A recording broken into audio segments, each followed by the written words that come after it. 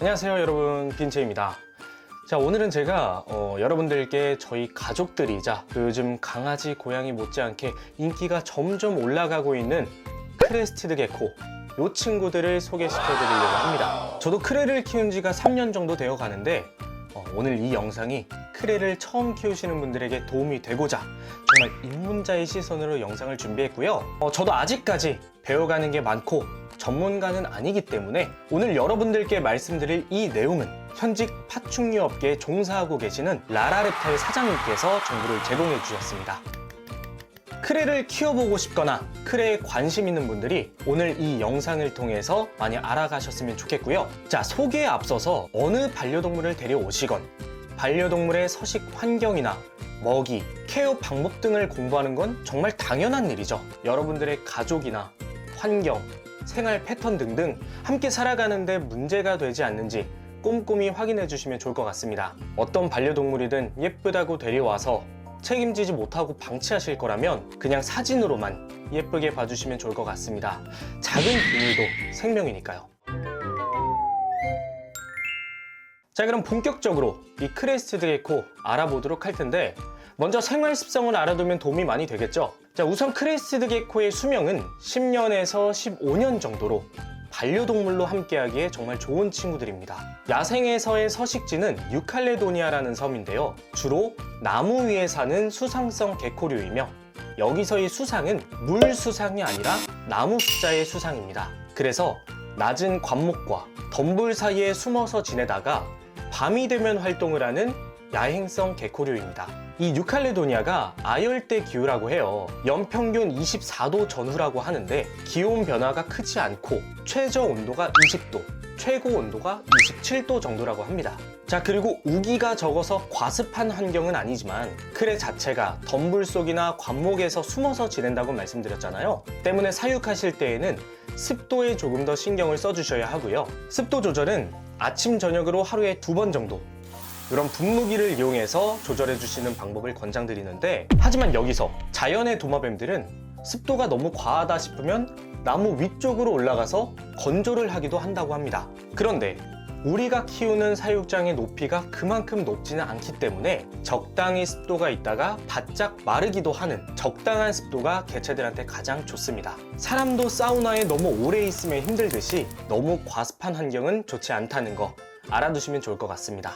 온도도 23도에서 27도 사이를 권장드리는데 우리나라 여름 정말 덥죠. 에어컨을 계속 켤 수 있으면 좋겠지만 그렇지 못한 경우에는 최대한 그늘지고 서늘한 곳으로 자리를 이동시켜 주는 게 좋을 것 같고요. 그래도 온도가 너무 높다 그러면 아이스팩을 여분으로 여러 개 준비하셔서 사육장 위나 주변에 놔주시면 좋을 것 같습니다. 그리고 절대로 장난감이 아니기 때문에 데리고 밖으로 나간다든지 아니면 분양을 받은 상태로 어디를 들러서 놀다가 간다든지 하는 일은 없길 바랍니다. 네, 생각보다 꽤 많이 봤어요, 그런 참사를. 자, 그 다음으로 크레의 먹이에 대해서 한번 얘기를 해볼 건데, 크레는 공격력이 굉장히 낮습니다. 성격 자체도 온순한 편이지만 도마뱀 치고 이빨도 그렇게 날카롭지 못하다고 해요. 잡식성이기 때문에 과일도 잘 먹어서 굳이 이빨이 날카롭지 않아도 잘 살아갈 수 있기 때문인데요. 물론 과일을 먹는 작은 곤충 정도는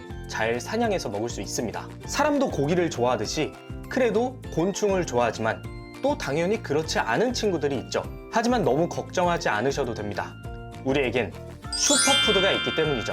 크레들마다 좋아하는 맛이 정말 다 다르기 때문에 이것도 먹여보고 저것도 먹여보면서 우리 아이가 잘 먹는 슈퍼푸드를 골라주시면 될 것 같습니다. 슈퍼푸드를 급여하는 방법도 정말 간단합니다. 슈퍼푸드는 과일 또는 곤충 그리고 영양분들을 파우더 형태로 만들어 놓은 사료인데요. 이 슈퍼푸드에 물만 넣고 부어주면 아이들 먹일 준비는 끝입니다. 처음에 슈퍼푸드를 제조할 때 어느 비율로 만드는 게 가장 좋은가요? 이런 질문들을 많이 해주시는데요. 평균적으로 케찹 농도의 점성을 생각하시면 좋을 것 같고요. 키우고 있는 크레가 너무 어리다 그러면 조금 더 묽게, 어른 크레를 키우고 계신다면 조금 더 되직하게 조절을 해주시면 좋을 것 같습니다. 베이비 때부터 성체까지 먹성은 전부 다 다르지만 강아지나 고양이 같은 포유류처럼 활동량이 많지 않기 때문에 소화가 빠른 편이 아닙니다.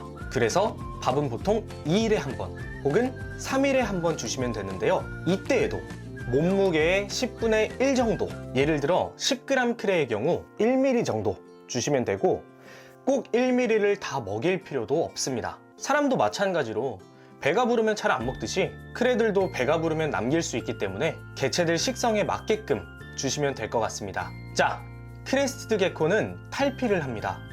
언제까지 할까요? 바로 평생입니다.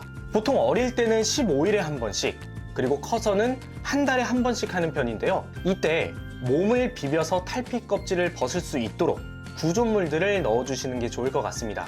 자, 그리고 사육장은 키우시는 분들에 따라서 정말 다양하게 취향이 반영이 되죠. 뭐 엑소테라 같은 유리장도 있고, 아니면 투명하고 가벼운 아크릴장도 있고, 또 많이 키우시는 분들을 위한 적재형 사육장까지 종류가 굉장히 많기 때문에 취향에 맞게 골라주시면 될 것 같고요. 저도 마찬가지로 유리장, 아크릴, 적재형 사육장 모두 골고루 사용하고 있습니다. 바닥재도 키친타월, 코코워스크, 바크 등등 다양한 종류가 있지만 보통 위생적인 부분과 가끔 먹성이 좋은 친구들이 바크를 먹이로 착각하고 물었다가 장에 걸리는 인펙션 등의 위험이 있기 때문에 보통 가정 내에서는 키친타월을 가장 많이 쓰시는 것 같습니다. 사실 사육장을 예쁘게 꾸미는 것보다 가장 중요한 것은 청결이라고 할 수가 있겠는데요. 아침 저녁으로 물을 뿌려주면서 변이 있는지 체크하시고 변을 주워주시면 좋겠죠. 변이 벽면에 묻어있는 채로 거기다가 물을 뿌리고 우리 아이가 그 변이 묻은 물을 먹고 잘 치워주시길 바라고요.